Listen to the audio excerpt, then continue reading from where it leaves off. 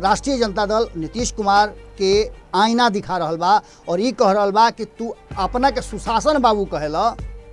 उस सुशासन बाबू के छवि तो तहारे जो केंद्र में सरकार बा, जो गठबंधन में तू बाड़, गठबंधन के हिस्सा बाड़, उहे तहार के एक्सपोज करता। उहे बता रहल बा कि तू कितना पानी में बाड़, बिहार के तो तू बर्बाद कर दिल। कन्हैया कुमार चूँकि इतना हॉट टॉपिक हो गए है और जौन सीधे सीधे तेजस्वी यादव से टक्कर के बात कहल जात रहा, तो इहो अपन विचार बदल और विचार बदलला के बाद कन्हैया कुमार पर बयान दिले और कहले कि अच्छा वक्ता जरूर हवे, उनका लेखा तो वक्ता हमू ना हई। लेकिन एक बात के इशारा कैले कि अगर कन्हैया कुमार में इतना पोटेंशियल बा, वो पूरा बदल दी है कांग्रेस के, तो उनका अध्यक्ष काहे नहीं लोग बनाते। कन्हैया कुमार के एंट्री भइल कांग्रेस में, ओकरा बाद से कांग्रेस अपना के बहुत मजबूत खूंटा गाड़े खातिर अपन तैयारी कर रहा बा। ये तैयारी में कहीं ना कहीं विराम जौन बा लगावे के कोशिश तेजस्वी यादव करते रहे। और तेजस्वी यादव अगर ये झटका में कहला जाला कि 3 उड़ाने तितिर होले, लालू प्रसाद और तेजस्वी यादव, ये पूरे मामला में जौन बात सामने आई वो बात में एक बात तो नजर आ रहा बा कि गठबंधन के जितना महागठबंधन के मजबूत देखल जात रहे, ओकरा में धीरे धीरे गांठ जौन बा खुले लागल बा।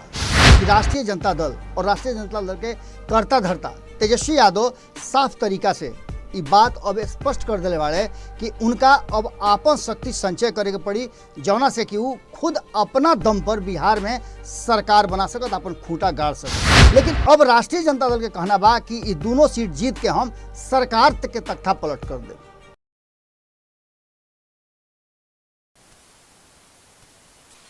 जिंदगी रुआ के फाहा निहर, जिंदगी रुआ के फाहर निहर पसर जाई, जिंदगी रुआ के फाहा निहन पसर जाई, मुट्ठी के रेत नियन, मुट्ठी के रेत नियन अचके में ससर जाई, मुट्ठी के रेत नियन अचके में ससर जाई। बड़ी धोखेबाज ही जिंदगी, बड़ी धोखेबाज ही जिंदगी बिला जाई, बड़ी धोखेबाज ही जिंदगी बिला जाई, परछाई नियर देखते देखते अचके में भी हिला जाई। गोड़ लागत नहीं हेरा से अभिनंदन मारू के अपना कार्यक्रम जो के नाम है खूंटा ठोक के। आज हम खूंटा ठोक में रुआ लोग से बिहार के राजनीति में एक खाली फिर से लालू प्रसाद के एंट्री और उनका प्रवेश के बाद राजनीतिक बदलाव का होते हुए कहाँ माहौल कैसन बा एकरा के लेकर के आई बनी और एकरा चलते जो लगातार चर्चा हो रहा बा कि बिहार में उपचुनाव के बाद का हुई, उपचुनाव से पहले का हो रहा बा, उपचुनाव के कितना असर पड़ी, ये पूरा चीज़ के मुख्य चुनाव से ज़्यादा चर्चा उपचुनाव के होना यह बात की तरफ इशारा करता है कि बिहार के राजनीति में कुछ ना कुछ तो ऐसा चीज़ भइल बा जौना के लेकर के ये चर्चा जरूरी बा। आज जौन विषय बा वो विषय पर पूरा चर्चा रुआ लोग से हम खूंटा ठोक पर करब, लेकिन बता देता नहीं कि लालू के महमंड जौन बा वो गरमा गई बा।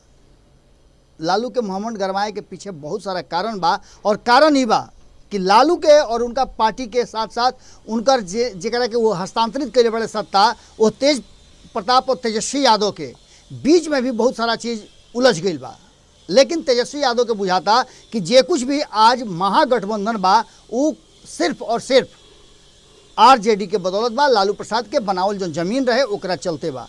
लेकिन एकरा ठीक उलट सोचे वाला कुछ और बात सोच रहा बा, जहाँ एक तरफ कांग्रेस जो लंबा समय से लालू प्रसाद के साथ चलता, वो कांग्रेस अब एक नया धारा के तरफ बढ़ रहा बा और ओकर सोच ही बा कि कहीं ना कहीं राष्ट्रीय जनता दल डोमिनेट करता। अब एक पीछे के भी रणनीति बा, राजनीति बा।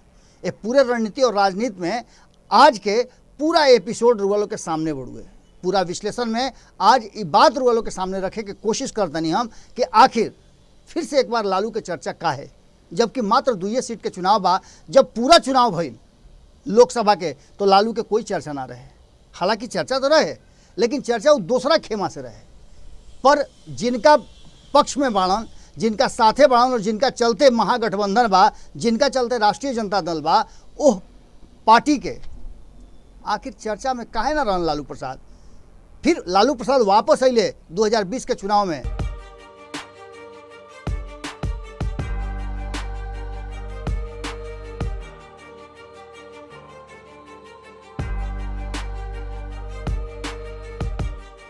अगर ये वीडियो पसंद आई और वह बिहार के राजनीति और बिहारियत से सरोकार रखेनी तो सब्सक्राइब बटन दबा के चैनल के सब्सक्राइब कर ली। ओजे एगो घंटी बा, ओकरा बटन दबा देला से कुल सटीक और मारक खबर रुआ मुफ्त में मिल जाई। अगर रुआ पत्रकारिता के हमनी के नया प्रयोग में सहयोग कर चाहतानी तो ज्वाइन बटन दबा दी।